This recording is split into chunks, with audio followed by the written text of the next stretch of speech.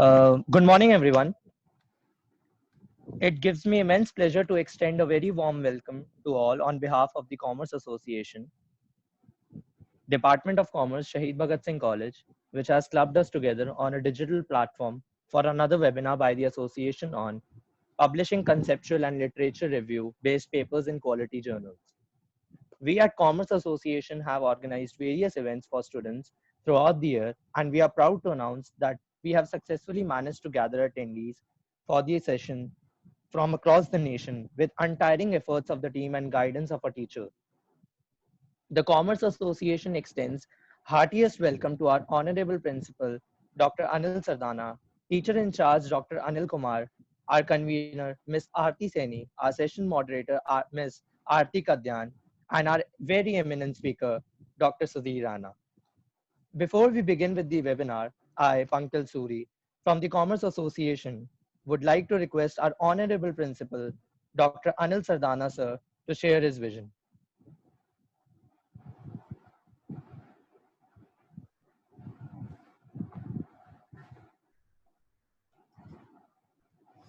Oh, muted. Okay. I'm audible? Yes, sir. Okay. Well, yet another good day and very happy with the Commerce Association as well as Department of Commerce. My greetings to teacher in charge, Dr. Anil Kumar, convener, Ms. Aarti Saini, and distinguished speaker of the day, Dr. Sudhir Rana. It's a really great opportunity to meet you and hear you. And I welcome so many other teachers who are from different parts of the country. And let me, I would like to put it on record, my appreciation, my thanks for a very friend of mine who has been our colleague, who has been my college mate, who is a professor in one of the topmost university in USA. He us today to join Professor Satyanarayan. So thank you very much, Professor Satyanarayan, that you have spared time and you are here. And with your help, definitely the level of research in our college will definitely move to different level, I'm sure. Soon we are going to have a webinar through you, rather a workshop through you. The trend has started. Coming back to Dr. Sudhir Rana. Dr. Sudhir Rana, I am really obliged that you have spare time for our college and you are going to speak on such a topic which is very relevant from those point of view, those researchers who are not very good in statistical analysis. I have found that many of the teachers are not able to produce good quality material, are not able to publish papers because they themselves are, because of various reasons, are not very good in managing the data. Our Satyanarayan is really very good in that. I must put it on record. So this will be really a good exercise for them to learn, because I believe that whenever we are thinking of writing a good research paper, basically you need to know about the facts. You need to know about the history. You need to analyze that and start your projections, and maybe you can develop a new concept and a new policy which will be welcomed by the people for whom you are developing, or it will become a part of a record which will be referred at a different point of time. So in my opinion, and I have a firm belief and I have practiced also, that data analysis or the too much of data juggling should not be a limitation for doing the research or publishing the papers. And at the same time, I would like to say that the time has come when if you do not publish, you perish. So why perish? Why not publish? And publish the material which is good, take out the material from the different good sources, and as per your strengths, develop your strengths in the area you already have. And we have two experts right now in front of us. One is Dr. Sudhir Rana for today's webinar, and my personal request to Satyanarayan for another webinar come workshop through this, because Shahid Bhagat Singh College has taken this initiative of developing the communities and then sharing with them the learning and the knowledge of experts. We feel very happy whether our teachers get trained, teachers of the Delhi University get trained or of the nation get trained, because we believe that it is the national assets which is improving. If the quality of the asset of nation is improving, then it is the best contribution which we can make. So with these words, I welcome you once again and would not like to come in between you and the participants. And once again, give my good wishes to Department of Commerce as well as Commerce Association, and welcome all the delegates, all the attendees who have come to learn today. I am sure you will be very happy after attending this webinar. Thank you very much. Thank you so much, sir, for your kind words. I would now like to request our esteemed teacher in charge, Dr. Anil Kumar, sir, to address the gathering. Anil Kumar, sir. Unmute, sir, beta, unmute. Unmute him. Yes, ma'am. Yes. I am audible now? Yes, sir. Okay, good. Thank Yes, you. sir. At the very outset, I congratulate Team Association and its convener, Ms. Aarti Saini, for successfully organizing back-to-back webinars on various themes for students as well as for teachers. Really, it's a very proud moment for the Department of Commerce and Team Commerce Association under the able guidance of Ms. Aarti Saini. Today, I welcome the speaker of the day, Dr. Sudhir Rana ji, who is going to present a webinar on the publishing conceptual and literature review based papers in quality journals. We all know what is the importance of literature. Unless and otherwise, we are having the gaps in the articles or papers we are having with us. We are not going to add anything in it. So this chapter topic of today's webinar has been chosen really very well. So I welcome Dr. Sudhir Rana ji, and I came out to know from our principal sir that Professor Satyanarayan ji is also with us. I also welcome you, sir. I also welcome all the participants, delegates who are there from different colleges, institutions, and universities. And obviously, they are going to learn a lot from this webinar. Best of luck to all of you. Thank you, Artik. Move on. Thank you so much, sir, for your kind words. Let me now introduce you all to our speaker, Dr. Sudhir Rana. Dr. Sudhir Rana is an associate professor of marketing and FPM chairperson at the Fortune Institute of International Business. His research is published by world-class journals such as Journal of Business Research, International Journal of Emerging Markets, Journal of Promotion Management, Review of International Business and Strategy, and many more. He is an MBA and PhD with MHRD scholarship from Government of India and postdoctorate from Putra Business School, University of Putra, Malaysia. He is the editor of FIIB Business Review, which is published quarterly by Sage Publications, South Asian Journals of Marketing and Advances in Emerging Markets, and Business Operations published by Routledge, Taylor, and Francis. He is a researcher at heart and spends all his time either teaching or in his research work. He has been mentoring budding researchers. Today, he'll be sharing his wisdom on publishing conceptual and literature review-based papers in quality journals. Now, before we begin with the webinar, I request all participants to please ensure that your microphone and video are turned off during the webinar. We also request you to refrain from typing anything in the chat box. Also note that we'll be having a question and answer session after the presentation. I would now request Sir to share his insights on the topic.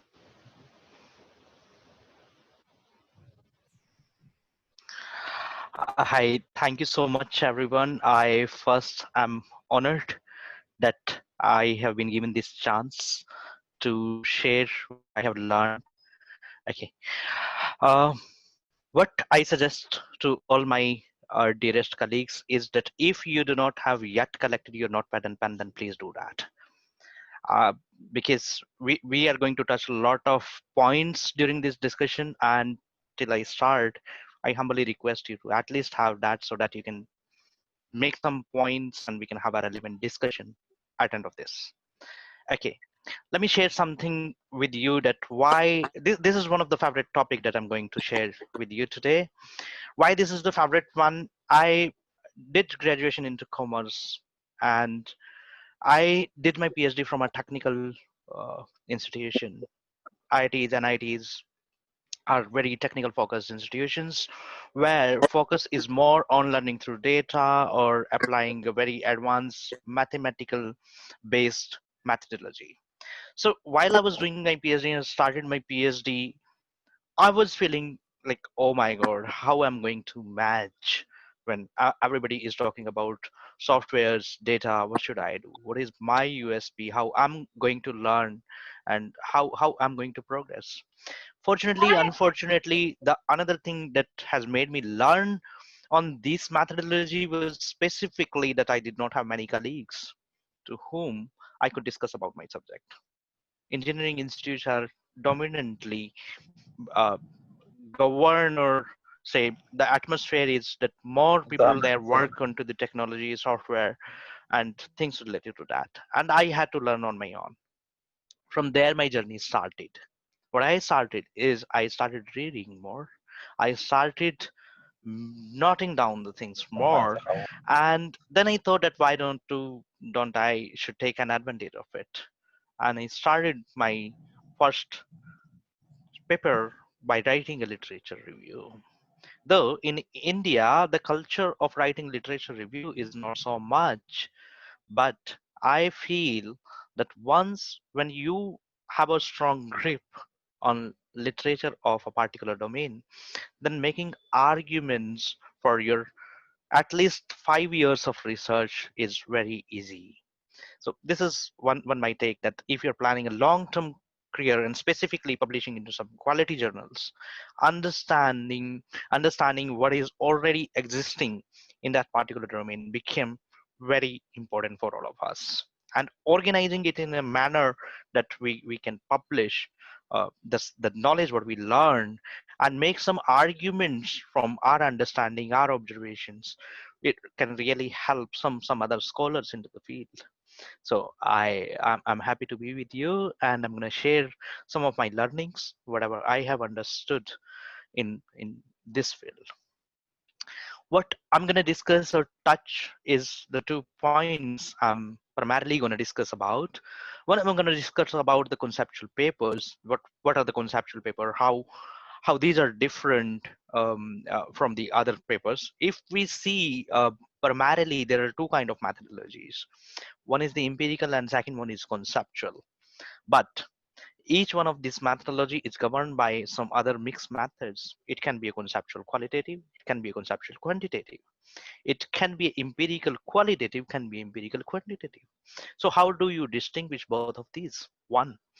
Second, that what are the myths? The myths that we have is that qualitative papers or conceptual papers are nothing but these are without having any statistics and data. Then how do you bring some scholarly arguments into the paper, or how do you bring something new into the paper when you do not have a data to support your arguments? Is something that I'm going to discuss, and I'm going to discuss that what are the myths. The myth is that there is no method. That is not truth. There is a well organized method. What is that? We're going to discuss that. Second is the literature review papers. Literature review papers are, as I said, that are not only important from the scholarly point of view, these are also very important for scholars themselves. And specifically, when we plan that for the next 5 years, 8 years, 10 years, or maybe throughout my life, this is something which is very close to my heart. I'm going to work on. It becomes very important for us to understand what already exists and how and what lenses can be applied to look at the existing literature through the different lenses. This I'm going to share.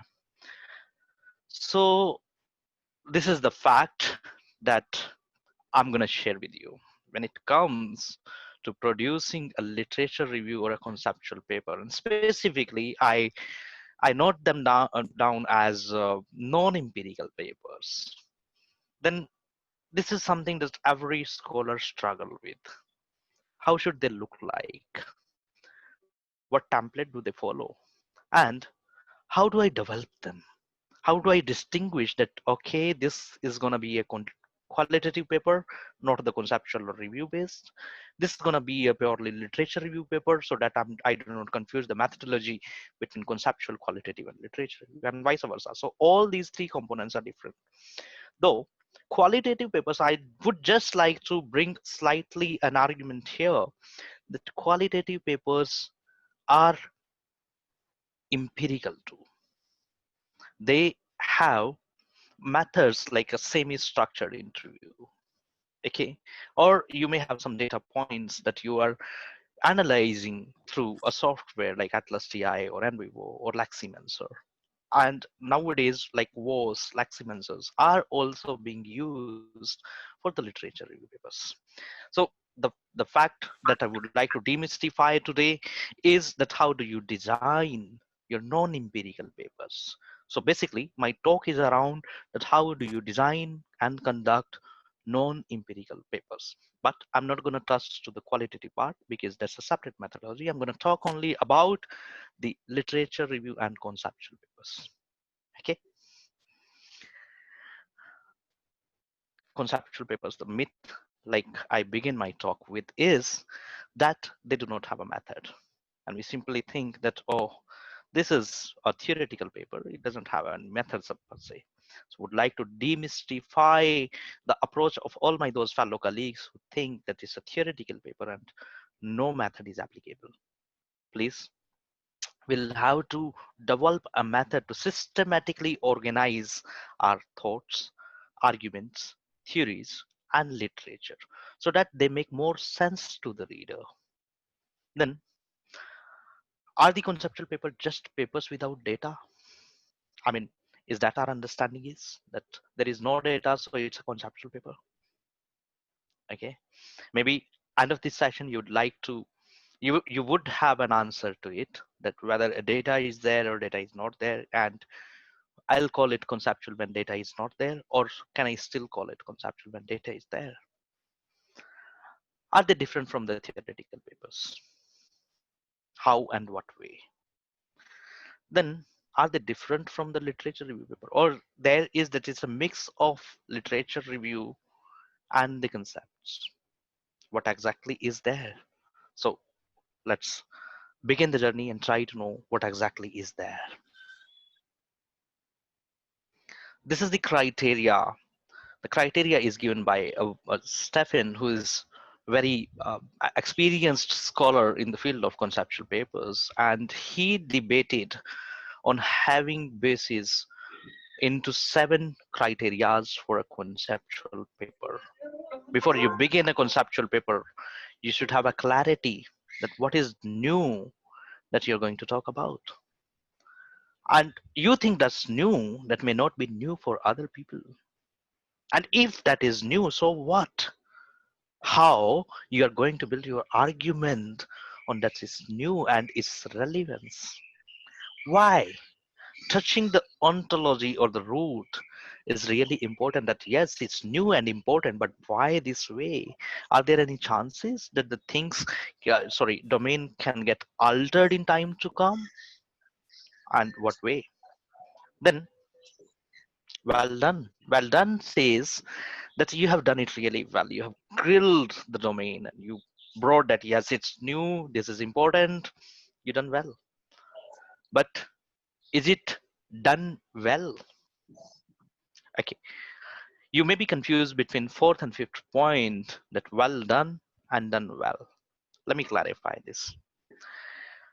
Done well is the organization of the paper, that yes, the paper is well organized. It is not too lengthy. It is not having any grammatical or language mistakes, or the theory or concepts that you're trying to argue are presented in a well organized manner. However, well done, the 4th point is scholarly, that the theory that you're trying to link or the concepts that you're trying to incorporate are relevant one. They make some sense. So the 4th point is related to your scholarly thinking, that whatever you're thinking in terms of showing importance of a particular domain or concepts or theories, or investigating those, merging those, or differentiating those is of relevance, and the organization and presentation of it comes into the fifth point, that is done well. That the way you have organized and argued is really done well. But why now? It can be, it could have been, okay, there are two things. One is the clinical one, and the second one is the timely one. If you argue about something which is well on time, for example, in today's arena, if you talk about human augmentation, if today's arena, you're talking about more on the big data, it's more timely. It's look like, okay, you're talking about the present. But if you argue that why consumers behave in a particular way, it is more of a clinical research rather than the timely one, because consumers and products and their reactions have been existing since centuries. Nothing new in this. But if you investigate something new, is the clinical research. Then who cares for whom this is, whom it is going to benefit to, and do you really think that it would make some sense to them? So before you start your conceptual paper, you should know that what new you are going to talk about. कहाँ बैठो बाहर से शोर That's okay. That's okay. You know, these are children's. We behave same way everywhere. Either it's your home, my home, or their home. They will remain the same. Yeah, I And request that, all that the should be. participants to please mute their mic. Okay, so whenever you plan for your conceptual paper, you should have these 7 criteria as a blueprint for your paper. But what conceptual paper touch? The 7 criteria look very obvious. That's okay. I know for whom it is. I know how to do it. I know what I'm going to discuss. How do you bring more clarity into it, or specifically having when you are preparing for a conceptual paper, or when you're trying to bring that, when you're sure that my paper is going to be conceptual paper, I'm not going to study too much statistics about literature review, and I'm also not applying any empirical methods into it. So what am I going to do? I'm going to integrate either some theories, some concepts, or some constructs. This is how you identify that this is the conceptual paper. A conceptual paper is always about bringing either two theories, two concepts, some constructs, or a phenomena into the picture. And what is the objective of having it? Why do we do it? We like to see that what is the extent of knowledge, how two fields are together, how do they look together, and what impact they create when they are together. And then we try to note that these are certain gaps in the literature, or these are the points where scholars should focus on, are the tension areas where you invite other thought leaders of your domain to come and contribute. Then you note down some inconsistencies, that it has been done but not have done properly. This is something where there is a scope of doing more. Or what you do is you bring some key insights and you propose some agendas. So this is what conceptual papers do. They integrate, they note, they evaluate, and then they propose. And what they propose is they propose future research agenda. Basically, both conceptual papers and literature review papers propose but the future research agenda, but their way of doing it is a little bit different.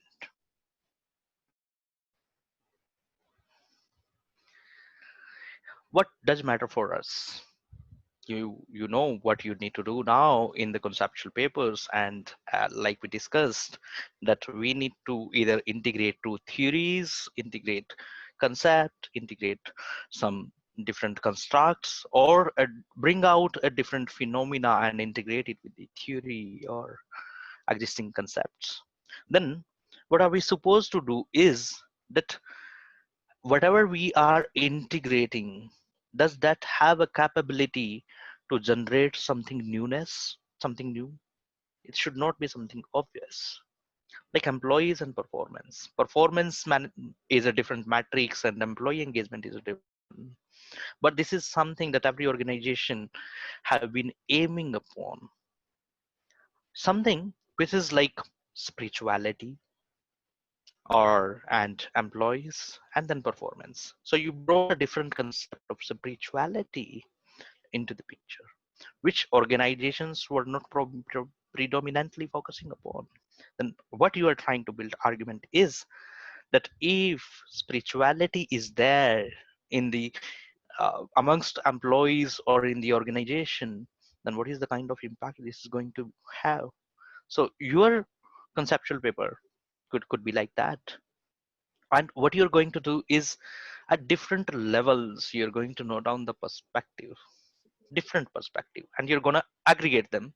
That if spirituality looks from the employee's angle, what spirituality looks like. From the organizational angle, what spirituality looks like. And when you have both organization as and employees, these are the two different entities you're proposing in your paper, then how it's going to impact on the stakeholders, other stakeholders, maybe your buyers, maybe your suppliers, or maybe your competitors. So you need to bring in different perspectives and different levels. Then you need to have a clarity on the definitions. Like meaning of the spirituality for the organization cannot be same as it would look for the employees. And the way the meaning of spirituality would look for employees and organization may not be for their competitors. The way it would be for competitors may not be for buyers. So you should have a clarity that the more perspective you have, more definitions you need and more clear definitions you need. Then what you're going to do is you're going to integrate these concepts. And what would matter is quality of your arguments. In a better way, in a clear way, you'll be able to argue that why it is different, how it is different, what make it different, how should you integrate you'll get weight in your conceptual papers. And how do we do it?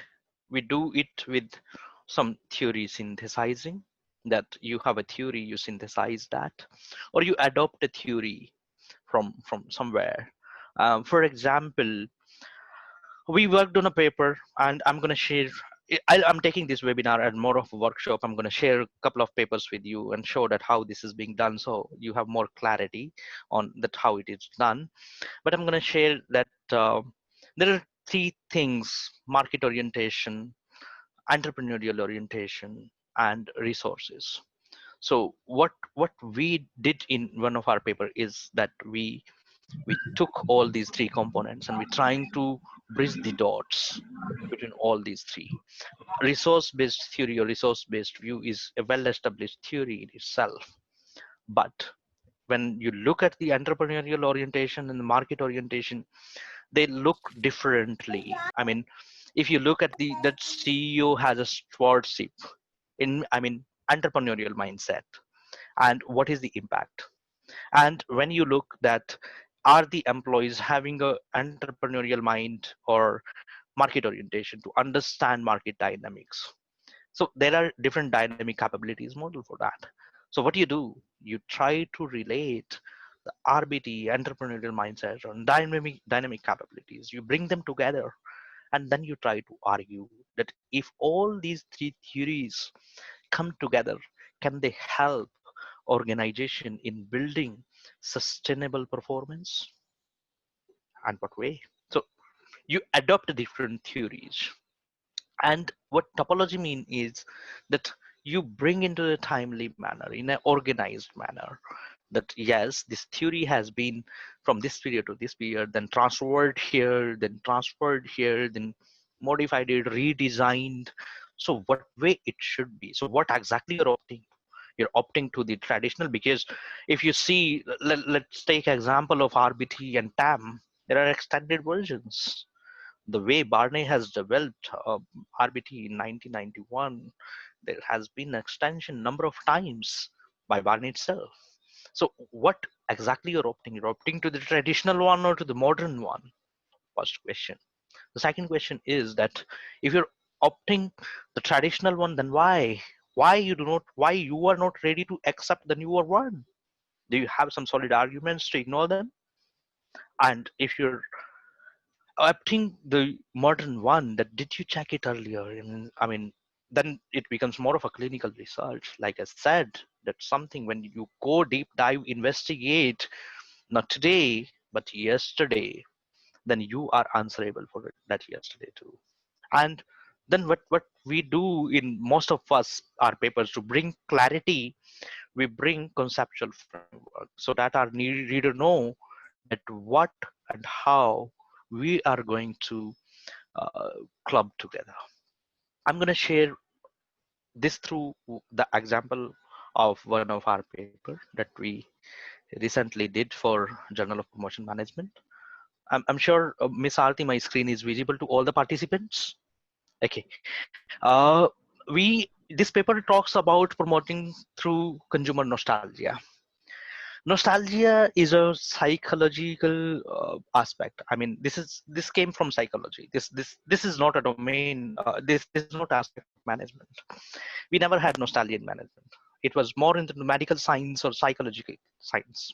But this is having a greater impact today on consumers. If you remember the Nestle Maggie case, Nestle could come back on the basis of nostalgia. And Nestle is not the only organization. If you think about Rolex, you think about Kodak, there are many organizations who brought themselves back to the market and capitalized themselves their strategies basis of nostalgia. So what we did, and I'm just taking you 2 minutes tour to the paper, that we first highlighted the developments of the theoretical framework, and like I said, that we are integrating the existing conceptual models, and then we are offering that how understanding of nostalgia can help us out and marketers.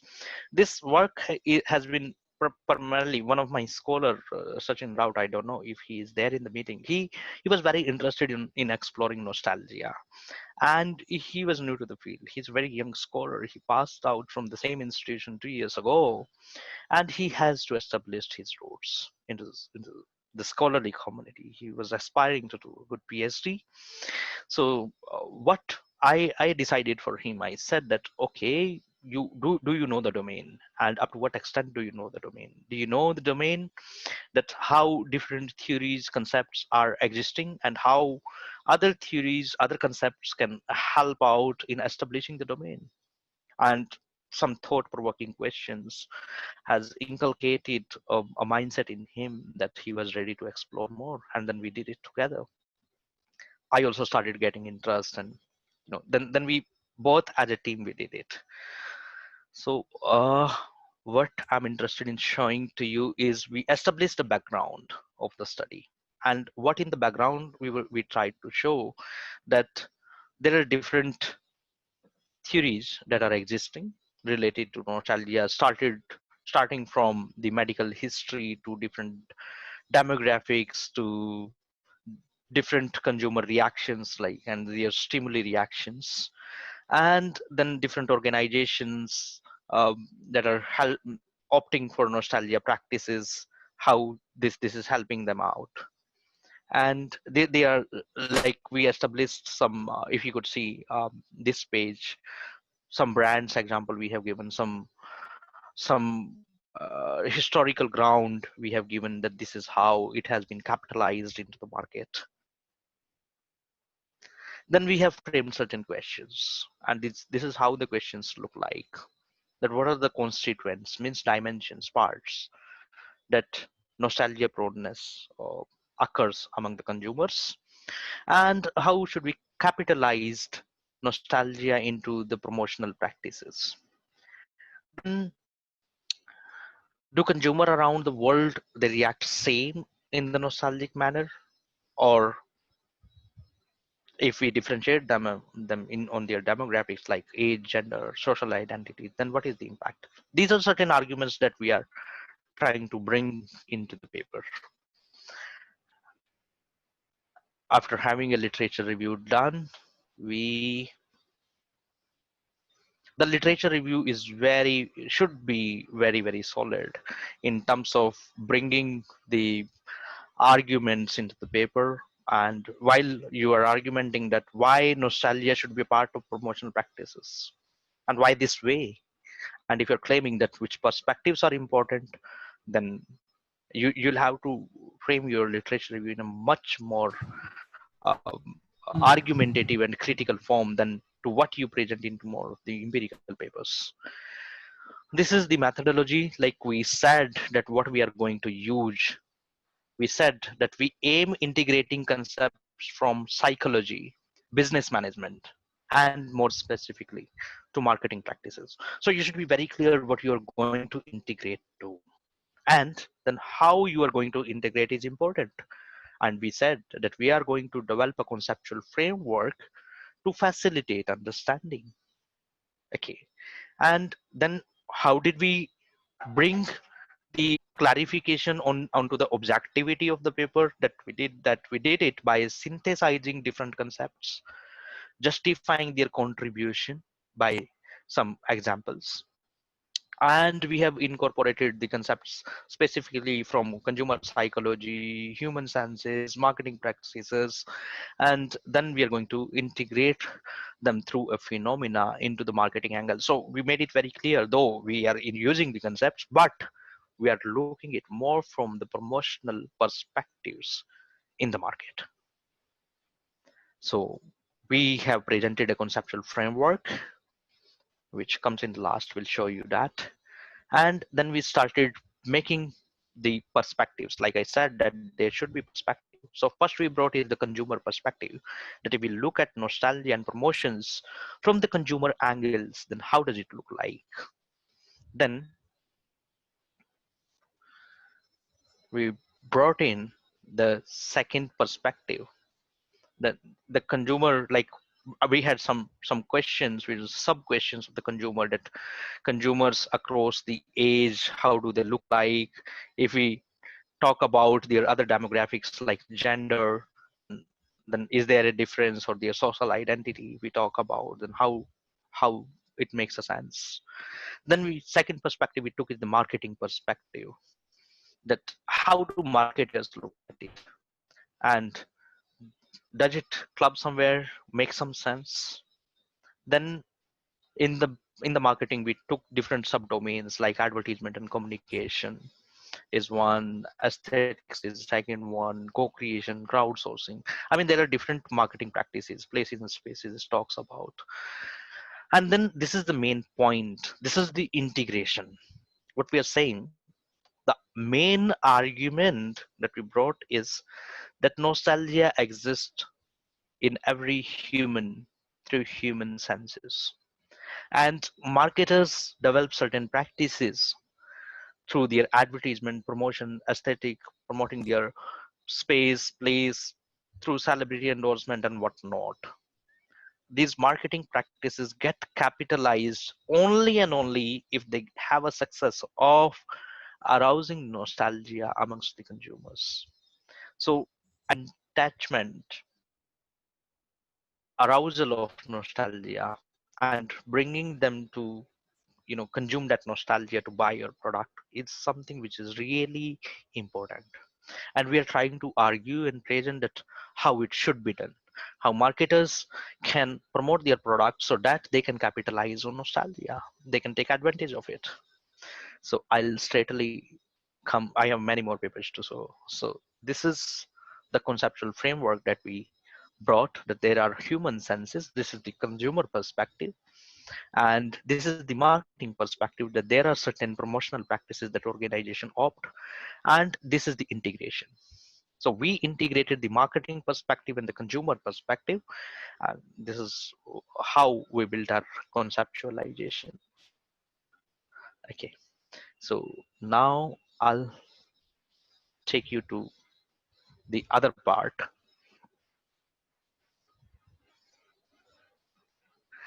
This is about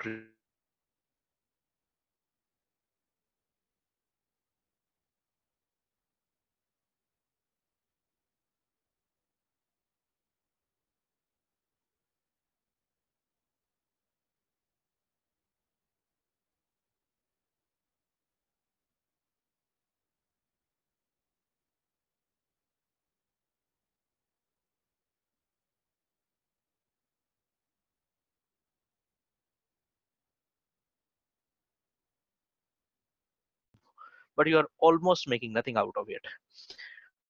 First thing that you need to take care, and this I'm saying from all my experience, when you're writing a literature review paper, you just need not to focus on reporting the literature. Reporting the literature, that what has been done is not the exact format of doing literature review. What you need to bring in is you need to bring some critical perspective into it. And to bring that critical perspective, you should have certain research questions, that why conducting this review is important and interesting, and how you're bringing this domain into discussion, what sense it will make to scholarly community, and what methodology are you going to apply to conduct this literature review. There are several methodologies that we are also going to discuss today to conduct a literature review paper, but which one, or which two, three that you are going to integrate in your literature review paper. And this is a very good book that I came across and learned a lot of things out of it. You may like to note it down and read it. This is by Littell and Pillai. It is on systematic reviews and meta-analysis. This is really helpful, my dear colleagues. So you may like to read it. And then what you'll have to do is you'll have to bring something very relevant to the readers by conducting this review.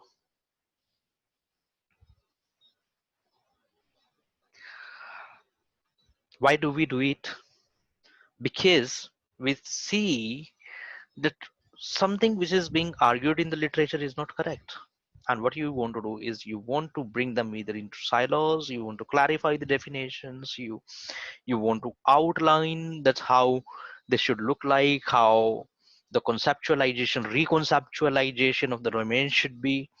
And then what you do is you synthesize that, okay, this basket of review papers look I mean existing literature looks like this, the second basket looks like this, what are the differences, why these are differences, this all you can do.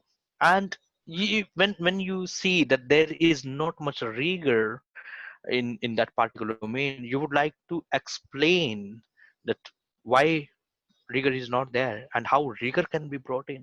The rigor can be brought in by introducing some new concepts, some new variables, whether you are proposing them as your propositions, because that is one of the way of writing literature review, or by claiming that, okay, these are the higher number of citations in this particular field, and so it is important. For example, if you're working on digital marketing, and in digital marketing you find that SEO is very important, and you want to bring in the role of SEO in digital marketing, and you want to redefine digital marketing not only as a functional strategy for the organization but also a business strategy.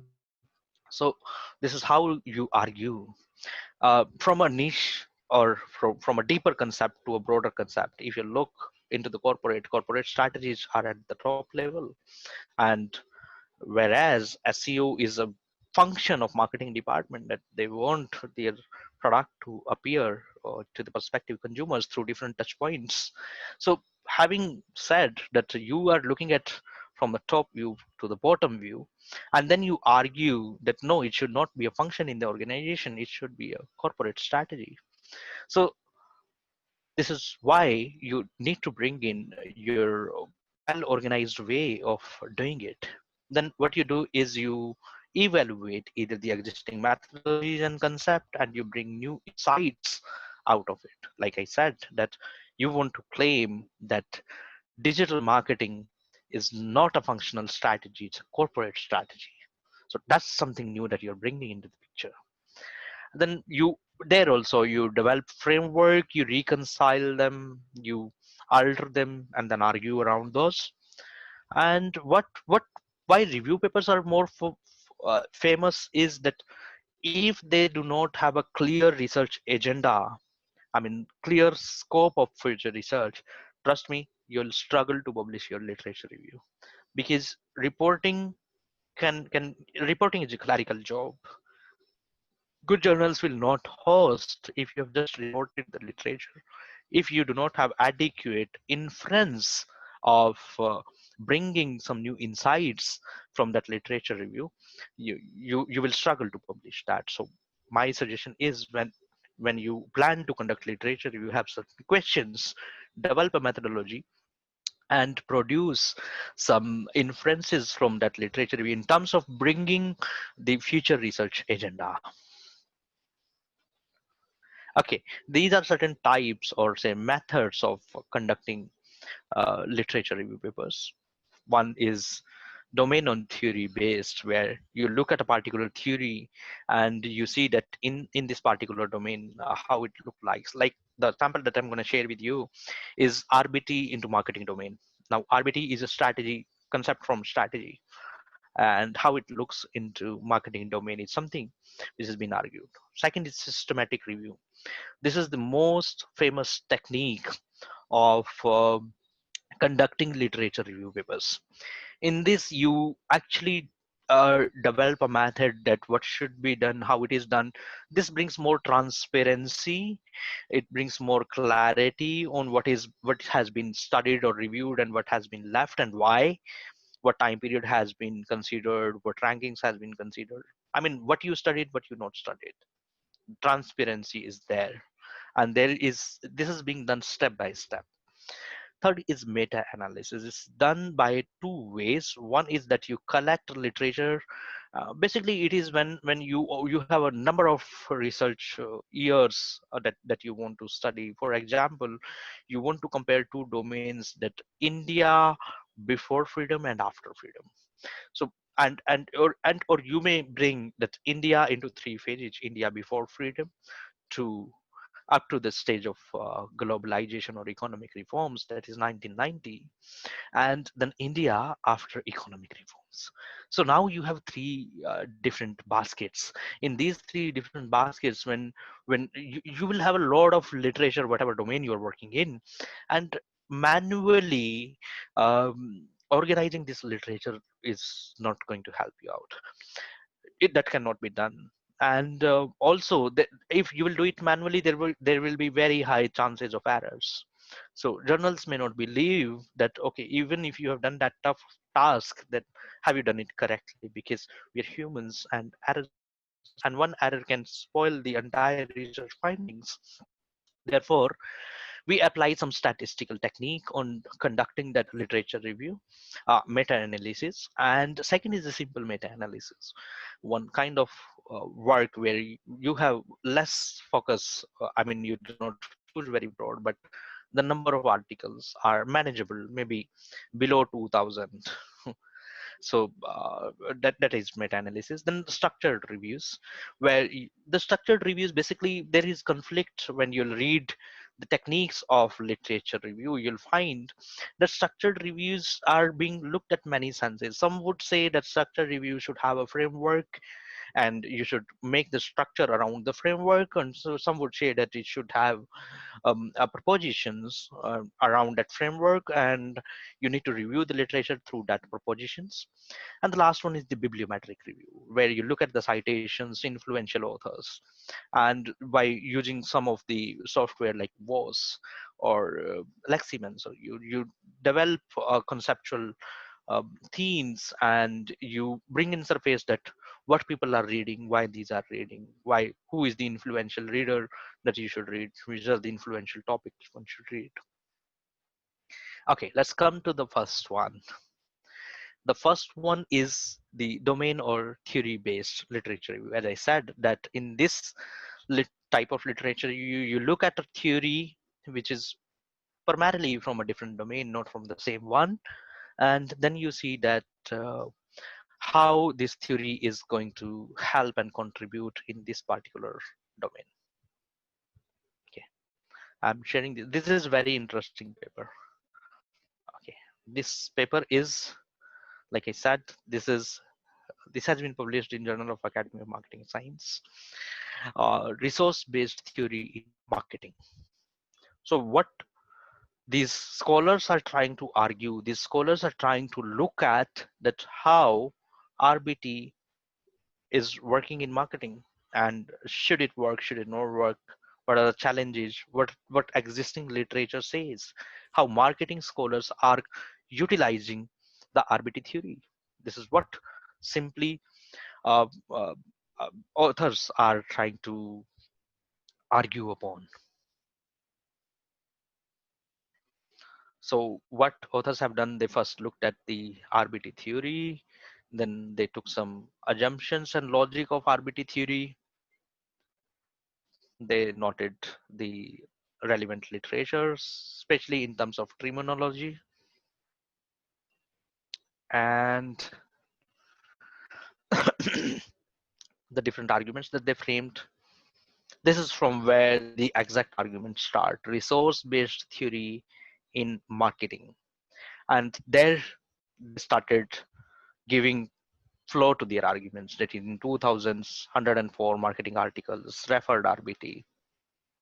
This is how they started. So these kind of beginnings are really important. You should know that what you are going to review and how you're going to review. And then slowly they brought in that what they are going to do. And similarly, they have claimed the number, like the earlier paper that I have shared with you, I did not have a number to share, and the focus was more on arguments, not on the existing literature, because anybody can come. That was more of an open forum discussion, because both the things, like nostalgia was traveling to marketing and more specifically to business management into marketing domain. But if you look at the RBT is more established domain. So there authors need to have a very clear argument in terms of what they are reviewing and what they are not reviewing and why. So what they brought in different perspectives, like perspective one, more than 60 empirical papers. And what have been done, you need, then the second perspective will come.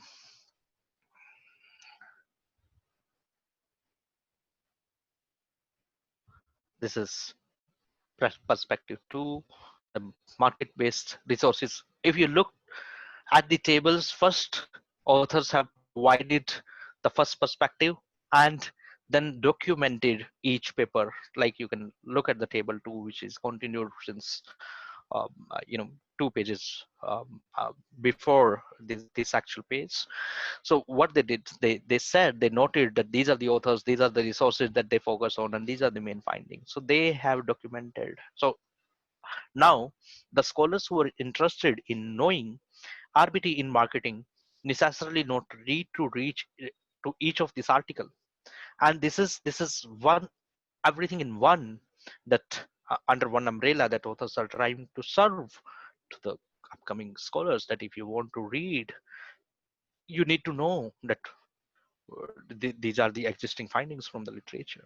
And somebody who is interested in knowing a particular resource can read only those papers. These are well documented here and can read them on more in detail. So this is how this paper flowed. Then different arguments, different perspectives, literature related to these different perspectives has been documented and reviewed. Let's move on to the second one. This is systematic literature review. This systematic literature review, as I said, that this is the most famous technique of conducting literature review papers. And what they do is they organized into a very transparent way. You should have everything in apple pie order, means step by step. You first develop the first step, then move on to the second step, then the third step. The previous paper was more into the perspectives that, okay, this is one angle, this is the second angle, this is the third angle. And the authors develop the angles, I mean lenses, by their own experiences, by their own knowledge, wisdom, their own understanding. But here you cannot do that. Here if you document one thing at one place, you should have an argument to that. And if you consider one thing at multiple places, then you should have a solid reason behind that. So I'm sorry, this is the systematic literature review paper. Okay, so what this paper is doing, this paper is looking at capability based framework from the stakeholder engagement point of view, and specifically in the era of environmental innovation. So what they did, if you look, the beginning of the practitioner's point was fabulous. This is something that new I learned and read this paper a number of times to understand that why authors are doing so. And they made it very clear that these are certain practitioner points so that your readership do not go beyond these. I mean, the boundaries that in which the review has been conducted, the same perspective reader should have. Otherwise, it can put both readers and the authors into a conflicting situation. You may not agree.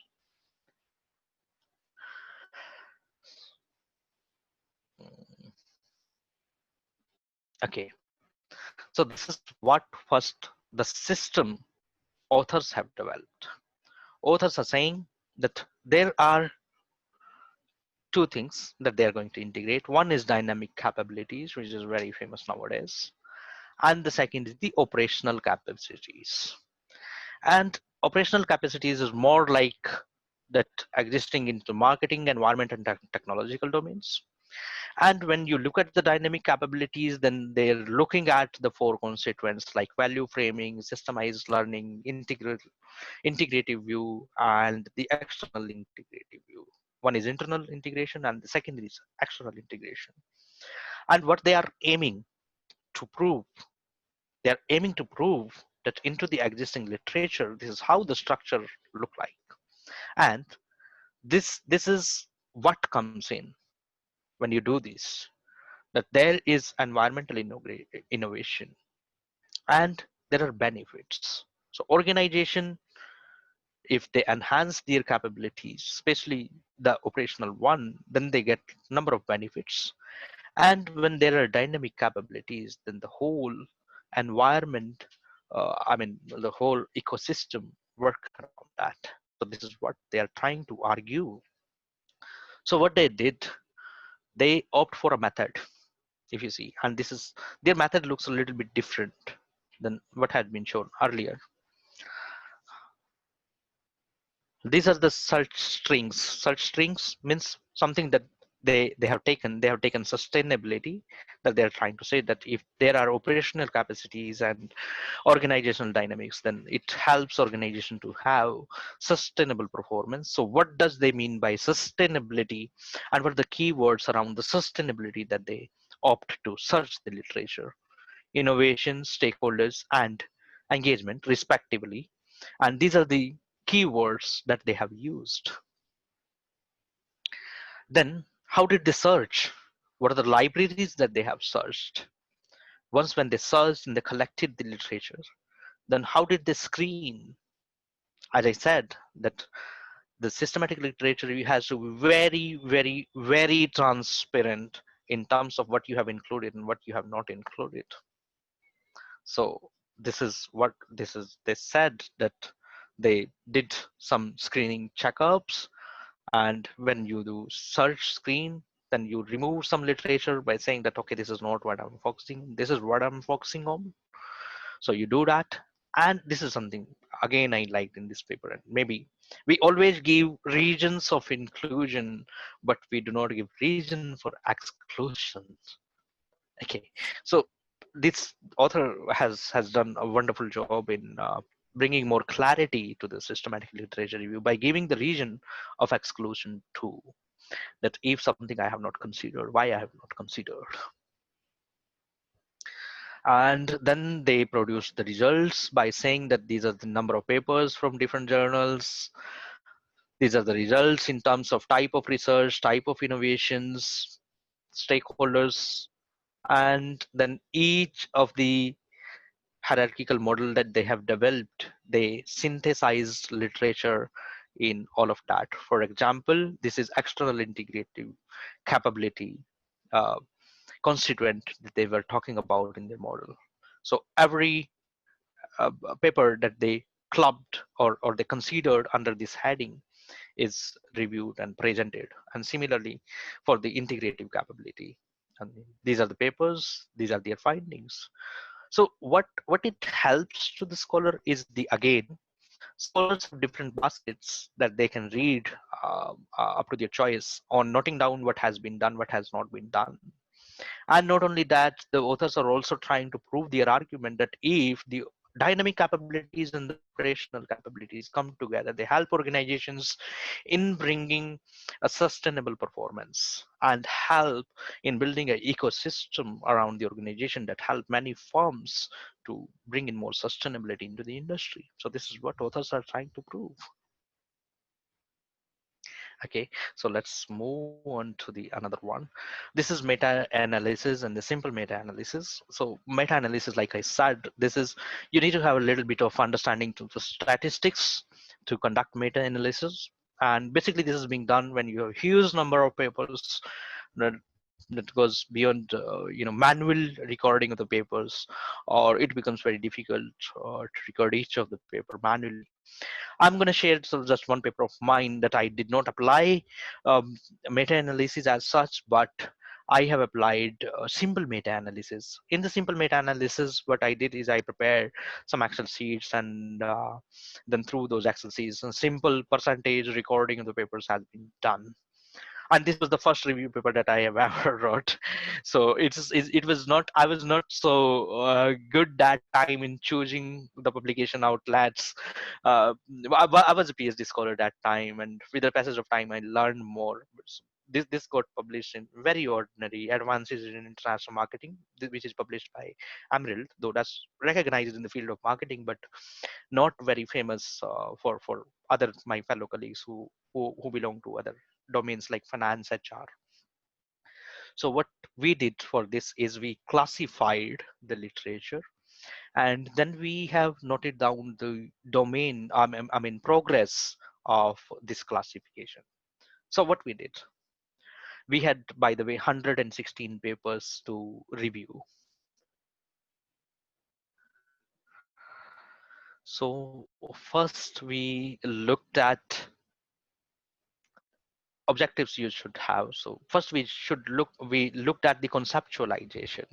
Why I was working on this paper is because I did my PhD in international marketing, and specifically I then started looking at emerging markets.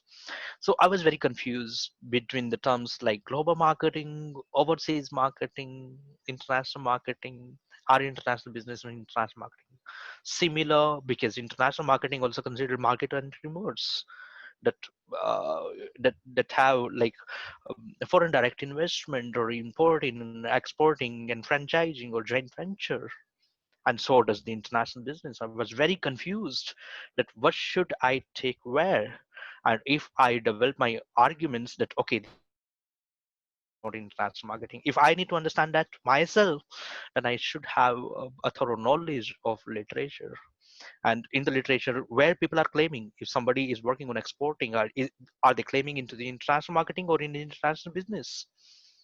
Or if somebody is working on uh, uh, say franchising model, then what is it a part of international marketing? Because having franchisee, automatically a brand name comes. Like if I take a franchisee of or if you take a franchisee of this MacD or uh, Coffee Cafe Day, I mean your brand name is already there. So it is not just a market entry mode, this is also a way of marketing your business. and for both, for the franchisor and franchisee both. So this is, so what we did is, first we had to conceptualize, and this is how I looked like that before 1970, or before, how in the beginning international marketing, I came across a book which was by V.D. Collins, written in 1935 by the name of World Marketing. uh, from there I started, and then looked at how different uh, lenses can be applied to look what comes under international marketing and what not. So 1960 to 70, what has, how this decade looks like, and then 970 to 80, how this uh, domain looks like, and then the reconceptualization after 1980, because this is where most of the international business and specifically marketing practices took place. So from there, the reconceptualization started. And then I had a method of review, like how did we plan the review, and how did we identify the dimensions of what we are going to review, time frame, what time we took, domain focus, what domains we took, what we have, I mean, in terms of authors and articles, whom we have included, whom we have not included, and the publication outlets, and what is the criteria of choosing publication outlets. And then we started producing the results of the review. This is how we conducted the configurational domain, means what should be taken into international marketing and what should not be taken. So this is first we looked at, then we looked at that if I divide it into the certain time spans, then what is something new, and then we come across by certain headings, dimensions, that okay, this is something that people claim that should be a part of international marketing. And then basis of this, we I we develop on the classification scheme, that how the classification of international marketing should look like. And if I rotate it, this was the new contribution of the paper, that this is how international marketing should look like. There should be two domains. We cannot refrain that, earlier studies, they say something else, and they focus more, they do not, they hardly differentiate between international business and international marketing. But this is not today. So we developed more of a rational and sectional focus. So this is how you need to organize when you have number of papers and number of things to do. They should be presented in a well organized way. And then uh, I'm sorry, I'll have to do it multiple times to bring it. Okay, yeah. Then we reported the literature in terms of what classification schemes have been developed. So what has been the driving clusters and the number of studies. So this all has been done manually. So now when I don't do it manually now, and we didn't need not to do it manually now. There are softwares like WOS, there are softwares like Laximans. I am mentioning these again and again because nowadays I and Sachin, we both are working on bringing the same results, almost same, but in an advanced manner for other two papers. One is on digital international marketing, and the second one is on nostalgia. So we are trying to do more advancement into the same way, and it's going to be mixed. It's a mix of meta-analysis and structure review and systematic review. So you can club multiple methods too, but in the beginning, see, when you have hands-on experience of conducting different reviews, clubbing those into one paper will be a good idea. But if you're beginning your first or second literature review paper, then please focus on one method. That would be more appropriate. You'll have a clarity of what you are doing and how it should be done. Having multiple methods in one paper will not be a good idea, because you'll not be able to present the argument in such a clear form that the queries which will be raised by reviewers or editors, you'll feel very sad about it, and that can put you in trouble on making a lot of arguments that why you have chosen one, why this is done this way. So keep that simple in the beginning. Okay, if you look at the structured based review or the framework based review, where you also have some tests, the model that I have shown you are not the model, and that's the difference that you should note down, that the model that I have shown you, I have not made, or the authors have not made to test them empirically.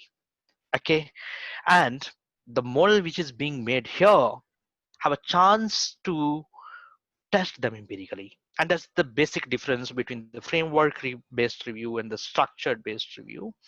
And the other models given in other type of reviews not necessarily to be tested, but the models or propositions given in this kind of review, structured based or framework based review papers, have a great chance to test empirically. So any scholar, or either you want to extend your paper or somebody else would like to test that empirically, is very much possible.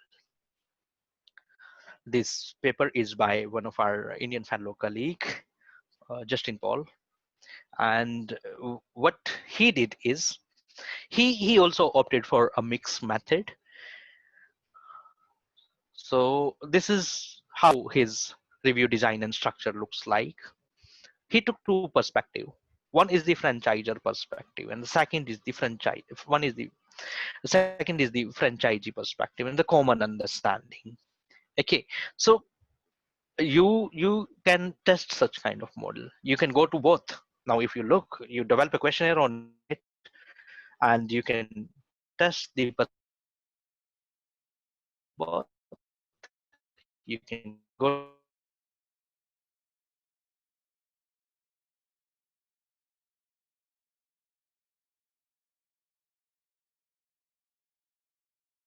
franchisee perspective, and you can test it empirically. Then you can bring propositions also into it. And why I'm saying it that it's a mix is because he brought something from the systematic literature review, like having the search of databases, bringing clarity here, and then showing that what kind of review structure he followed. And basically this is on why, what, whom, how, is something that the structure based review answer on, that what it is. So what is the international franchising for somebody, and how it is being addressed.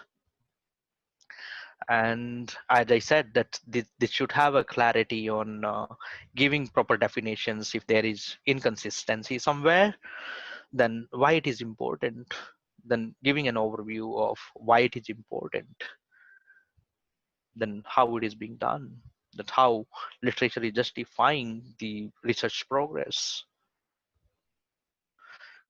such at micro level, at the macro level, and the different dimensions. And lastly, it's, if you, one thing you could see, that everything is clear, that if why, then the papers that are addressing why are presented into tables. If it is how, then papers related to how are presented into tables. If it is whom, then paper related to whom are presented into tables. So you'll have to maintain that clarity. You cannot mix something which is in how cannot be who, something which answer to who cannot be why. So you need to be very clear that you want to look at my paper into how, or you want to keep it into why. I mean, you cannot jump a paper into multiple times until and unless you have a very solid argument that these are the 10 most influential papers that address how, why, what, where, all. So there you'll have to recognize them separately in a section saying that these are the 10 most influential papers that authors should not miss. I mean, readers should not miss too. Then theoretical underpinnings, that the integration of theory is very important, like I said in the beginning. So it should be done. Other theories, I mean, this is how the structured base paper should look like. what I do suggest you and the future research. Every literature review paper should have a big future research agenda. Otherwise, this is not of use, and different perspectives. Like he has also brought the franchise's perspective and the franchisee's perspective. So you should have those in your literature review paper. Okay, something that I was going to suggest you is when you're planning to write a literature review paper, please have some samples with you. If these are the samples from your own domain where you could identify that what kind of review has already been done and where you have chance to perform a new review, will be really great.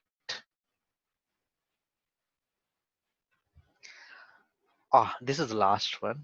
This is the bibliometric review, and bibliometric review are more of a branding.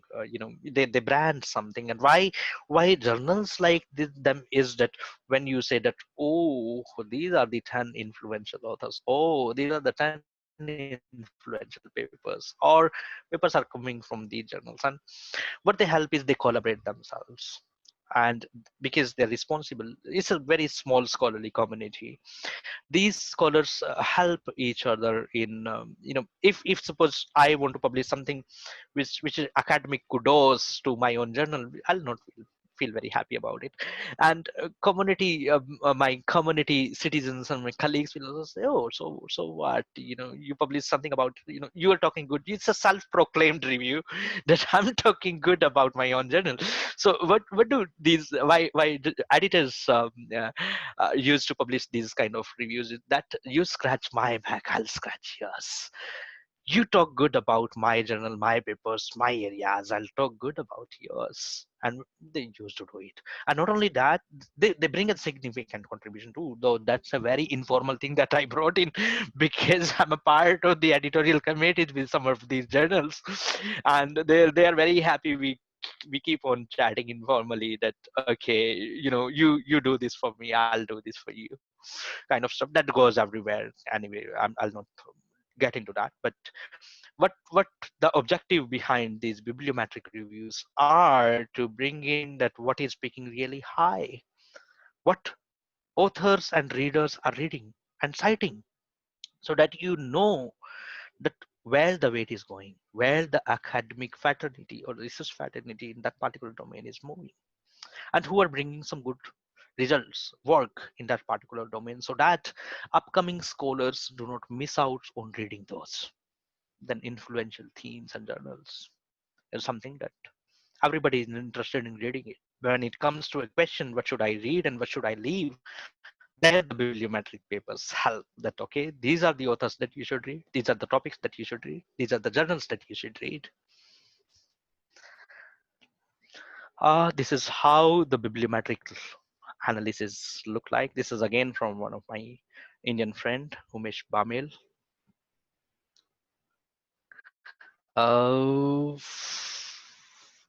Okay, I'll show you that how these are look like. This is publication trend that they look at. Then they look at the descriptive information, then research methods they opted, that how they have planned their bibliometric. They looked at the Scopus database. Basically, scholars follow bibliometric analysis mainly on either Web of Science, this was, or Scopus. And to perform a bibliometric review, you should have access to one of these database. If you do not have access to this database, you cannot perform bibliometric review. Reason being that you'll have to extract first files, then you'll have to code them, and then you'll have to analyze them. These are certain key terms that they have used. Then this is how they did bibliometric analysis, that they use certain data sets by a programming called R. I'm sure you must have heard of it. So they code the files and they analyze the files in R. It can be done. I mean, you must have. We generally presume or assume that R is more used for empirical testing, but it can also be used to write a good literature review. And this is how, like, this is the most influential work. what they could get. And these are the most productive authors that they could get. And then they discussed about those. Then the influential work and co-citations. This is how you'll get the graphs. Like when it comes to the co-citations, that who is citing whom, which journal is citing to whom, which author is citing to whom. You could identify that.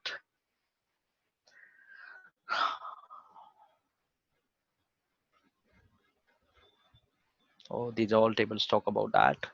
Okay, this is the coupling network. That these are the couples. That okay, if you look at their places, if you look at their authors, they are coupling with each other in each other's work. It's a scholarly community, and somebody who can help you out in bringing some clusters or helping you out by reading your papers, giving some arguments will be really great. And this is how the literature looks like. These are some influential keywords that authors have explored. Okay, so these are the software made graphs, so you may not be able to have the actual understanding out of it, but if you'll see the inference of it written by the authors, I'm sure that you'll have some very significant understanding from these. Okay, with this I am done. This was the last slide that I have. I really thank you for your patience, and very nice to be here and share my experience. The one thing I would like to share with you, but before I end it, when you're writing a literature review paper, and if you have somebody who have experience of writing literature review paper or experience of knowing the literature, being into the field will be really, really helpful. My best wishes. Keep learning more, producing more. I'm done. Thank you. Hand over to you, my co-host. Pankil? Thank you so much, sir, for your insightful and meaningful session. I would now request for the Q&A session, and I would now like to request our esteemed teacher, and I would now like to request our session moderator, Miss Aarti Kadyan, to kindly begin with the question and answer session. Over to you, ma'am. Thank you so much, sir, for such an informative and enriching session. We have a few questions from the audience that we would like you to answer. The first question is, what are the ideal number of papers that must be included in a literature review? Ideal number of papers to be included. It is not about ideal, my dear colleague. It is about important. It is about what is important to be reviewed, and how do you establish or lay the foundation of bringing importance. Somebody would say that reviewing top category journal is important for me. Somebody would say that reviewing highly cited articles is important to me, irrespective where they appear. I mean, this is your criteria. You need to establish a criteria that how do you look at importance? If you look at importance by domain wise, you can do that these are the keywords. Anything falling under these keywords is important for me. I'm going to review all of that. Or you say that anything being published into these journals, I'm going to review that. Or anything by having at least this much of citation, I'm going to review that. So it is, please, it is not about numbers. It is about importance. That whatever criteria you establish, what falls as important under that criteria should not be missed. My best wishes. Thank you, sir. The second question is, kindly share in brief the difference between various types of review-based papers. I just did that. I mean, I just made a difference that how a structure-based review should look like, how a framework-based review should look like, and how a systematic literature review should look like. If it is not clear to the participant, may I request that can pose the question again, and at the end of it, I'll share what exactly the difference is. Basically, like I said, that bibliometric literature review is a software-based, and systematic literature reviews are where you have more transparency in terms of what you have considered, what you have not considered. Structured reviews are where you have a framework or propositions through which you are reviewing, and meta-analysis is where you have number of papers that you are manually doing analyzing through conceptualization, or you're doing it through any software. And still, if there is a doubt, the participant can reach to me. Will be very happy to explain more. Okay, sir. Sir, can you please repeat the names of softwares for literature review? Okay, this is that if you're doing bibliometric, then you need to consider either BOSS or you go to Scopus and then do that. If you are doing a conceptual mapping, then you need to look at Leximenser. Okay, sir. Thank you. The next question is how to select a journal of best fit for your research paper. Is ABDC list the sole criteria? And is No, ABDC list conclusive? Sorry, sir. okay, no, that's perfectly fine. I had understood the question, and this is a question that very frequently come to me. Okay, ABDC list is ambiguous and not universal. Let me tell you very frankly, you need to look at something which is more universal, and where there are countries who do not follow ABDC list. They have their own list like JUFO, NSD, CNRS, and India also have the UGC care list. So or you look at ABS.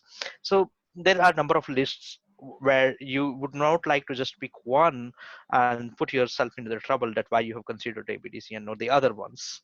Because if you'd gone to a suppose France scholar, then they will say that our list CNRS is more prestigious than ABDC. Or if you go to somebody in Norway, then they will say that, oh, NSD is the more famous list, we have prepared it. Then you need not to get into that political debate. You should either have at least two famous lists. If you're considering ABDC, then please have ABS also. Or Scopus is more universal. You may like to choose the Scopus ranking. There are different rankings like from Q1 to Q4. Then you would like to say that a journal which is falling at least into Q2 or Q3, you are considering those. So, or you can have a multiple criteria that a journal which exists into B or above B in ABDC, and 2 or above 2 in ABS, and having 2 or above or maybe 3 or above in Scopus. So there you are maintaining a transparency that indexing and rankings, you are considering everything. You have considered Scopus there, you considered the ABS, you considered the ABDC. So that looks more universal, that you're giving weight to each one, and something which is common you're considering. So you are not saying that I'm leaving those, you're saying that if these are there up to this standard or above this standard have been considered. That's the much better way to escape yourself from a political debate. Thank you, sir. An extension to that question, should we rely on ABDC list for publication or Scabago score, as the journal export system with applications is Q1 but C in ABDC? Uh, well, I would say that something which is common again between publisher ranking and indexing will be really great. If a journal is in ABDC, ABS, good publisher, have a good Simago score, and ranking is obviously good. It doesn't matter whether the journal is C in ABDC or have Q1 in Scopus, because you are going to something for something is universal law. You may not be take full advantage of this publication of yours where ABDC journal list is dominating, but you'll definitely take advantage where Scopus ranking is more important, or vice versa. So you cannot take advantage of one at same in same quantity or the same way everywhere.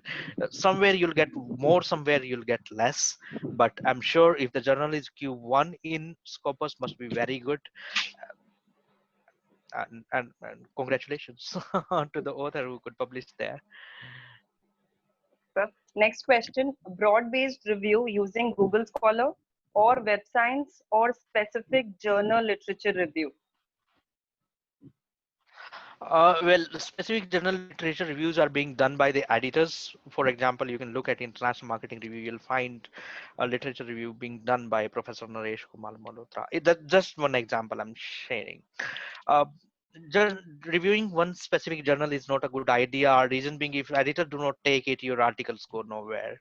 No other editor would be happy to take that article. They'll say that why should I publish this literature review? This is not about it. This is not general literature review that my author would like to read. Or I mean, you having reviewing a single journal is not a good idea. But you and again. Google Scholar is an ocean. What you want to skim out of it and put into your kitty would be very difficult for you. So you better have a criteria that what you are going to review and what you are not going to review. I've shared some thoughts. I'm sure that you have got some idea by now that what should you consider, what should not consider. But Web of Science is a good idea, something which is into either extended list or SSCI list. Refrain having ESCI and consider the other two. That would be good. Thank you, sir. Next question, what are the different softwares available for each type of review papers? So you have already covered this. Sir, can questionnaire related papers be considered as non-empirical paper? As I said that you cannot bring questionnaire, but you can definitely have a conceptual framework and prepositions. So that comes under the structured literature review, but that is not the only thing that you should do, because I have received a number of papers where PhD scholars send their papers where they have a conceptual framework and a questionnaire. Then they think that, okay, this is the literature review paper. Come on, that is not a literature review paper. You need to have a proper structure of literature review which is more general and deep diving into the domain that you're talking about, not only what you are considering for your PhD. For if you want to publish such chapter, then you'll have to little bit work more on it in terms of the structured literature review and read more about the structured literature review. This is what I'll suggest. You can definitely publish, but questionnaire will not be a part of it. Your conceptual framework will be a part of it, and in the conceptual framework, at the place of hypothesis, you need to write prepositions, that this is preposition 1, this is preposition 2. Okay, don't write this is hypothesis 1, this is hypothesis 2. Experienced editors will check it out. They'll say that, oh, you do not know what are the methods of literature review, so you're just writing the hypothesis.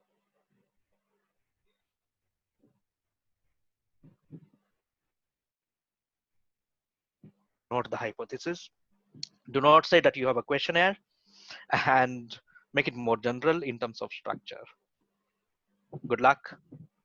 So next question, what are the expectations of the reviewer from the literature review section in a manuscript?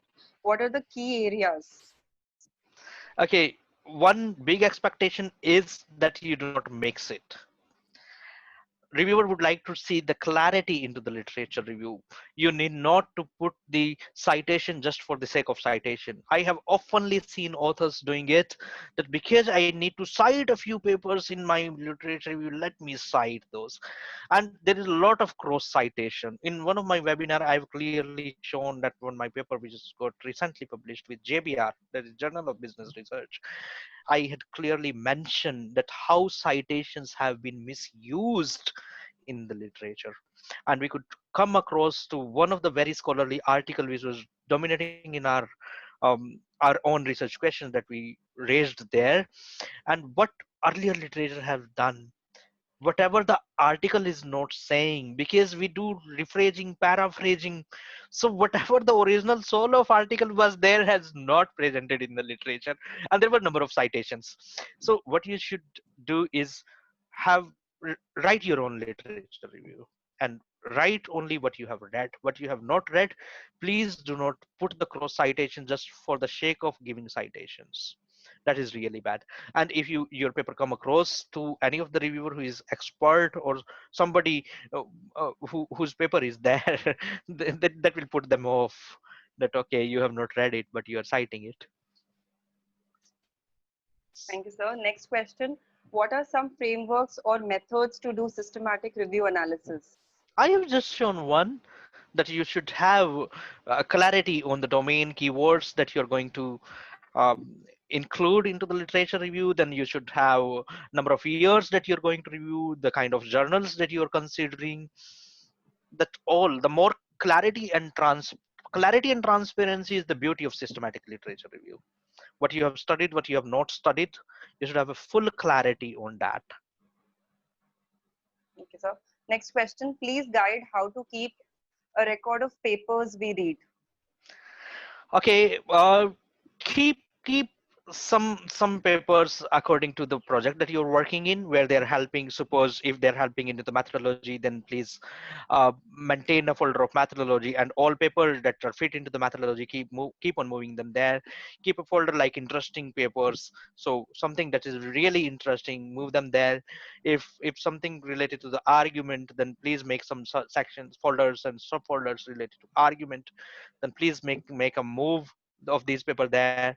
Or if you are working on a discussion, then please keep them there. And the same way you can establish your worksheet too. In one Excel document, you can have multiple sheets where you'll say that okay, this paper is good for method, this paper is good for introduction, this paper is good for your argument, or the paper is good for literature review. So this is how you need to bring in different baskets and do that.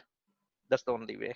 Or you can maintain that in Mendeley. In Mendeley also you can create certain folders, subfolders, where you can make them either author wise, journal wise, method wise, year wise. There are many ways to keep a record of the papers. Next question. Can we use mix of two approach of literature review, and we should mention the approach in our review papers? Should we mention the Okay. approach? Okay, you can use more than two approaches too, and you need not to mention that unless and until you have a clarity that which approach you have used. I mean, like you definitely need to mention for the systematic literature review and the meta analysis. For the structured review, you need not to, because you may use a multiple method for that. Or for the bibliometric too, you'll have to mention that this is a bibliometric study. So where the method is very clear, like bibliometric is very clear that this is not systematic or this is not structured, and you have used a software, but that may not be case on structure. So you need to see that what kind of paper you're writing, and basis on that, you can have more than two methods, certainly. Thank you, sir. Can case study method be used for conceptual papers? It can be used, but as I said in the beginning, this would not count as conceptual paper. This would be a conceptual qualitative paper. So case studies are a method of qualitative research and not of the conceptual research. Next question. How can any theory of HR be integrated in modern time through though there is no revision made yet?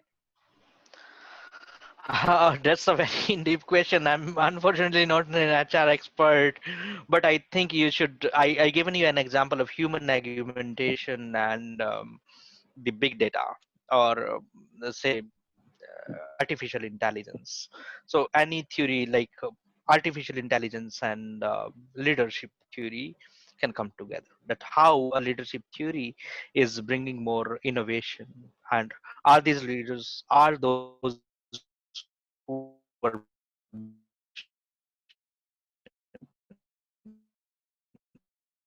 or something related to leadership definitely. something. If you want to see the performance, I mean financial aspect and the HR aspect, then maybe or HR aspect and the marketing aspect, and in terms of performance and in terms of the output given by the organization, that can definitely be measured. Like specifically in terms of sale people, that how much business is being brought by somebody in a financial year, and what has been the impact. So you can financially measure both of these. That can be done, but having such data is really difficult. You need to apply, you need to have a mixed method of somewhere where you have annual reports ready, where you could actually see that these are the 10 employees in the organization, and this is how the proportionate is given into different territories, and you're working into a territory. You then select the territory, then ask the questions from in that particular. I mean, you need to really deep dive into it. I can explain more, but that may refrain to other participants. So what you need to do is you need to bring in qualitative and quantitative both into such paper, where you look at the annual reports, bring data from annual reports, the financial data, choose a territory, ask the questions to the Salesforce team or people in that particular territory, and then see that performance of sales people, how it impacts the financial performance of the organization. There you have a scope of making a solid argument, and I'm sure that such paper will be published by both marketing as well as finance journals, and will go to a high category journal, but doing it will take time. Thank you, sir. Next question. If we restrict our review to 15 to 20 journals specifically in our domain or research area only, would it be a comprehensive review? No, it can also be a exhaustive review, not only comprehensive review. It can very well be a exhaustive review. Reason being, depend at how much time you want to consider. If you are looking at the top 15 journals existing from 1960, for example, so these are the 70 years that you are considering. So 70 years, 60 years for 15 journals. If on an average the journal is even biannual, which I'm sure would not be by this time, then you will have thousands of paper. So you really need to think that what criteria you want to develop around the journals, and what year you want to keep. Maybe you would like to keep journals that came after 1990, or maybe you would like to see that what will happen is, in the new journals you'll not find much of the issues being published, and they also are very keen in publishing some contemporary topics. So you'll be able to serve some good ideas to the community, which would be more apt to the recent time, and will have relevance in terms of new journals. When you'll compare, praise them, then they will also be very happy. And maybe if some journals or one journal, two journals are there into good category, they'll be very happy that, oh, you considered us, because traditional and old journals, because of their rankings and their popularity, but have an idea where you are doing a new journals. Thank you, sir. Next question. Sure. May I take a sip of water, please?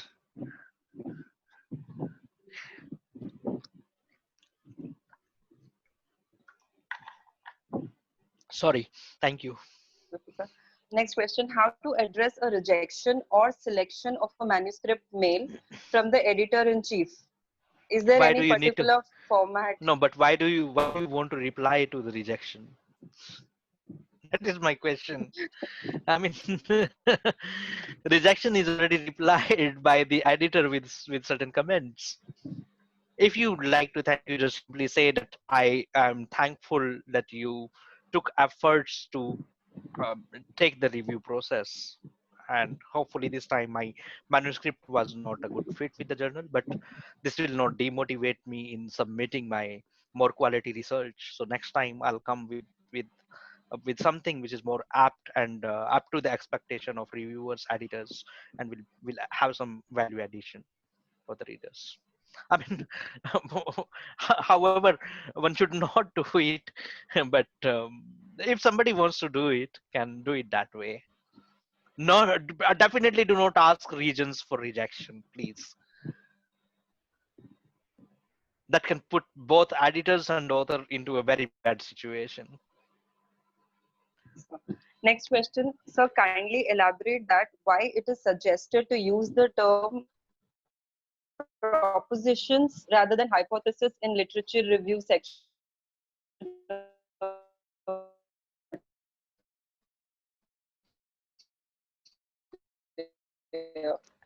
Own approach, not approach of the community.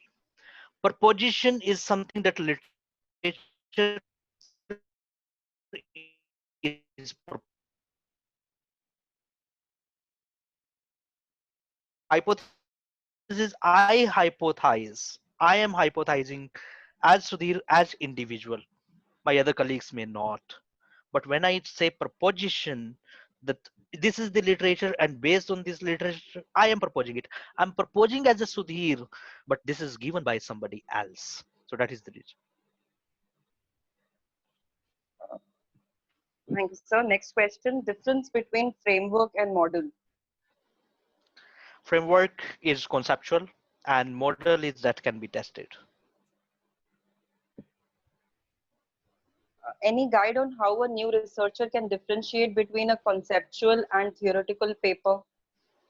That has been the agenda of today's discussion. I've been emphasizing that in the conceptual paper, you'll have to integrate the theories and concepts. And second is what qualitative papers. I'm sorry, Dr. Ati. Theoretical paper, Theoretical paper. These all are the theoretical papers. Qualitatives are also theoretical papers. So any paper where theory has been used is theoretical. So theoretical papers are bifurcated into conceptual, literature review, and qualitative. And And you on the need to same look at lines, yeah, sorry, on sir. the same Sorry, line. sir. No, please tell me.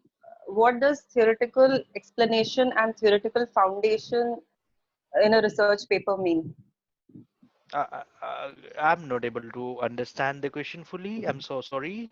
What does theoretical explanation and theoretical foundation in a research paper mean?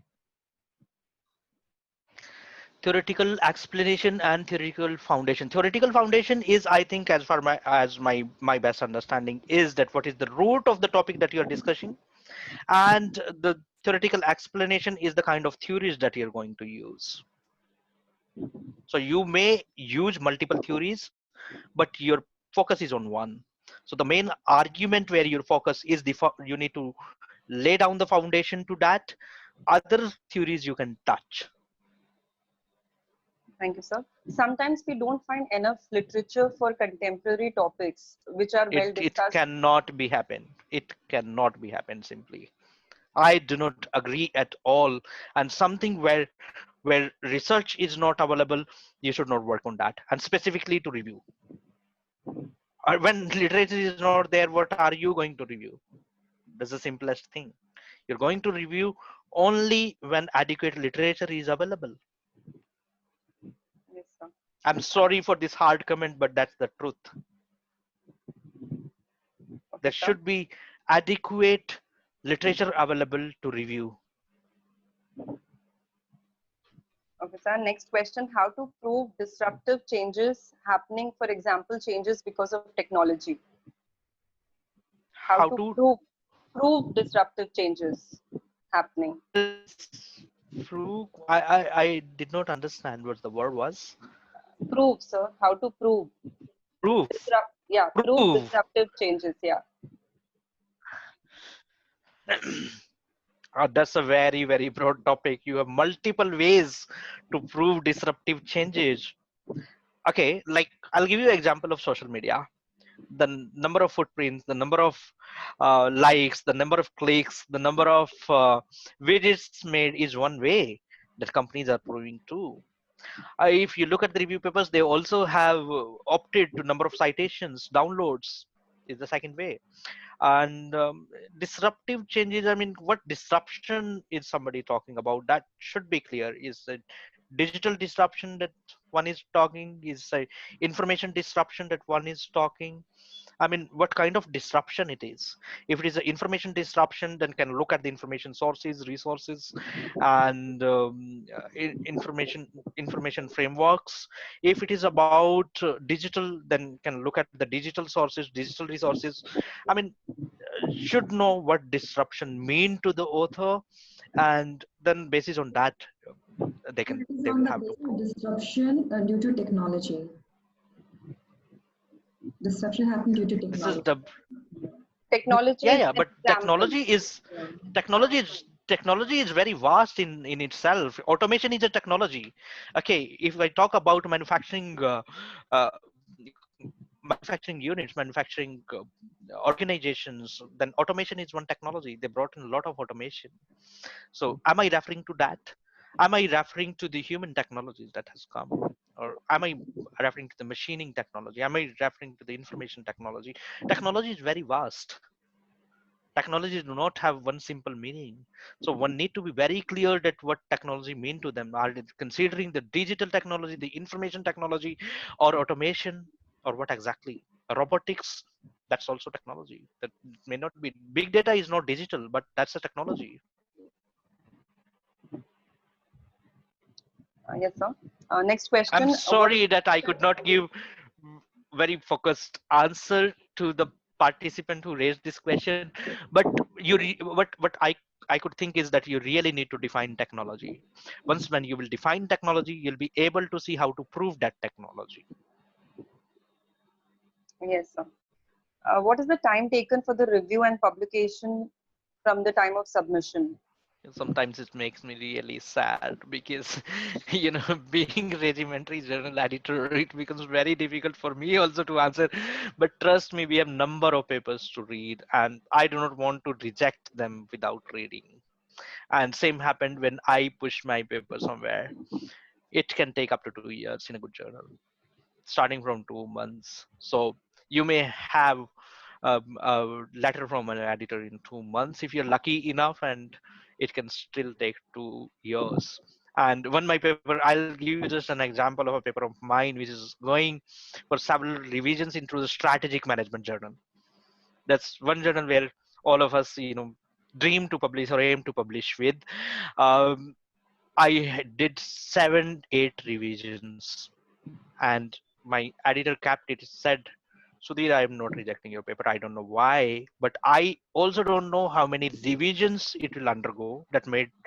She made it very clear to me. And she said that when number of revisions happens, it said that I think I need to bridge some gap between you and editors, you and reviewers. I need to jump in between, because I was asking that please do let me know what specifically you want, because these were always conflicting reviews by the reviewers.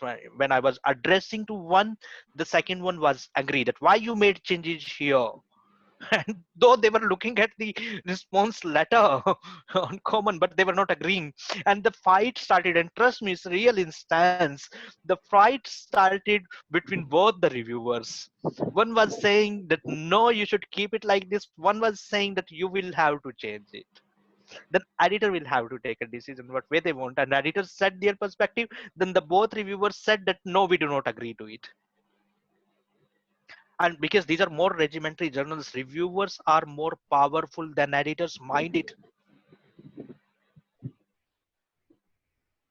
So the editor said that I'm just parking your paper, we'll read it more carefully, we'll have my arguments, and then I'll see. And these are a couple of months that I haven't heard back. Happens.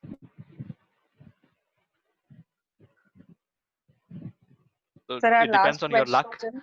Yeah. Oh, thank you.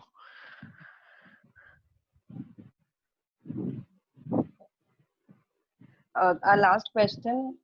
Can one think of a phenomena one is observing and make a conceptual paper? Not unless you do not have a significant ground and literature to it, because it is not only about phenomena. I said it is about philosophy, theory, concepts. So if you do not know the theories, concepts in that particular domain, do not even think of writing a conceptual paper. You'll be in a very bad situation. Good journals will not take it. So So we you have should one know more the theories question. and concepts. we'll be very happy to answer, Dr. Aarti. Is Google Scholar sufficient to select papers for literature review? If not, if they do not have any access to any other database? You need to visit to an institute library nearby, or maybe you can take help of a friend who have access to library. I won't say that there are shortcuts also through which you can download, and many scholars know that, but I would not like to speak those on public forum, because research, being a COP member, I'm a member of Committee of Publishing Ethics in India. I'll not suggest to take you that way, but the easiest thing that you can do is ask help from a friend who have access, or maybe after the lockdown is over, you can make a visit to an institution where access is there, then you can download. But certainly nothing, I mean, papers you'll not get on Google Scholars, because journals are subscription based. They have the subscription based model, so you may not get it through Google Scholar, and especially to the good journals. You'll not get it until unless these are uploaded by the authors on Academia or a ResearchGate. Yes, sir.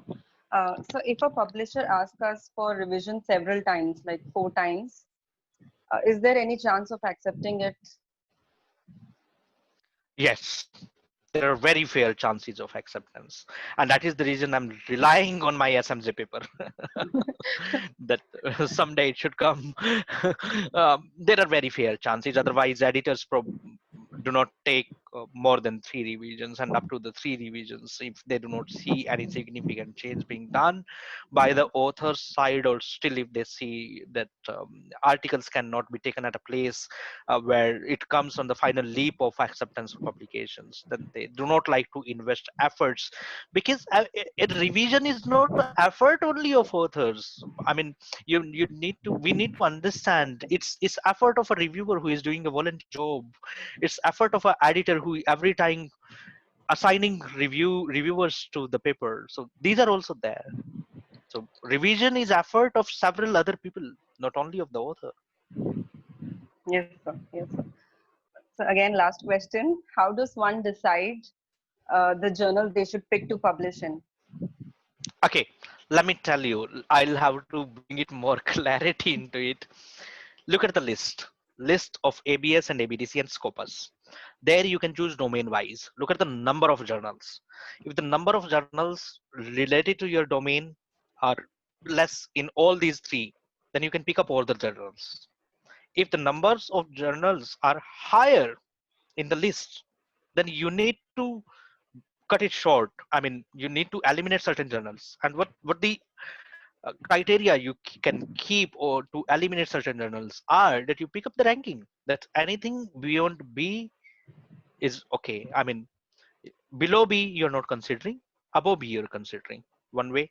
Second way, you say that something which is common between ABDC and ABS is going to uh, work for you. If number of journals are higher, then only you need to apply a criteria. If number of journals are lower, then you need not a criteria. For example, you're working on artificial intelligence or big data. Number of journals are already low. So to what you will apply this criteria to? If you talk about finance, marketing, HR, number of journals are very, very high. This will go up to more than 800. So there you need to apply a criteria. Thank you so much, sir, for patiently answering all the questions. Now back to the host for the next part of the session. Pleasure. Thank you so much, everyone, for being such a wonderful audience. And it was wonderful sharing whatever I have learned. Thank you so much for appreciation and being here. I'm honored, humbled. Thank you, sir. Thank you. Thank you, sir. Professor Satyanarayan, I think, have something to ask. Yeah.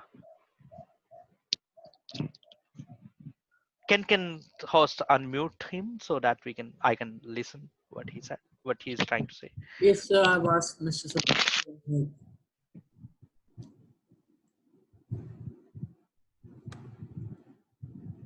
Please unmute, sir. Okay. Perfect, Professor. You hear me, sir? Yeah, I can hear you. Sir, this is at 1:30 a.m. here in Dartmouth.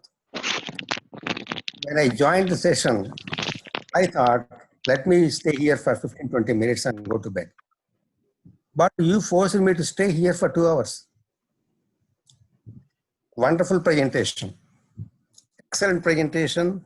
You covered many of the aspects of the conceptual and various techniques of conducting research.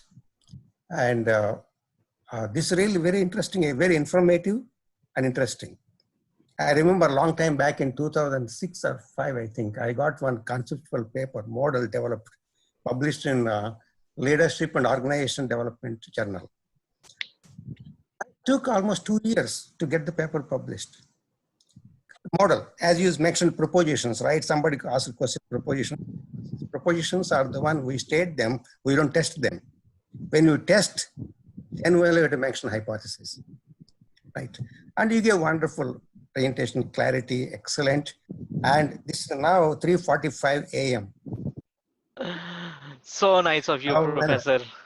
when I Thank you come to so India, much. when I come to India, I will also see that you will spend some sleepless nights. I always do. Will do. Thank And you. And so nice of you. And wonderful, Aarti, wonderful job, good job. And thanks to Anil for organizing everything. And we'll keep in touch. Good luck.